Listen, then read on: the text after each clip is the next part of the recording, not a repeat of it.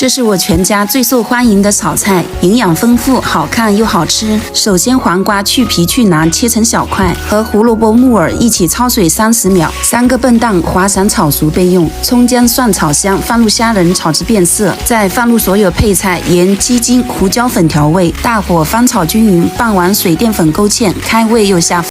很多人做鱼香茄子一开始就用油炸，那样不仅费油，还不好吃。今天教你们一个方法，不用油炸也能软烂入味，比饭店里面的还要好吃。先把茄子切成长条，放一大勺盐，抓拌均匀，腌制10分钟，腌出里面的水分。再用清水清洗掉多余的盐，捞出来把水分挤干。这样腌过的茄子炒的时候才更加软烂，也更容易入味。如果这道菜正合你胃的话，能不能点个小红心鼓励一下？非常感谢。空锅烧肉，放入五花肉，煸炒出猪油。重点来了，蒜的比例是姜的2倍，再放入1包鱼香酱汁，其他的什么调料你都不用放。炒出红油，再倒入茄子，用大火翻炒2分钟，最后放入青红辣椒、小葱，翻炒均匀即可出锅。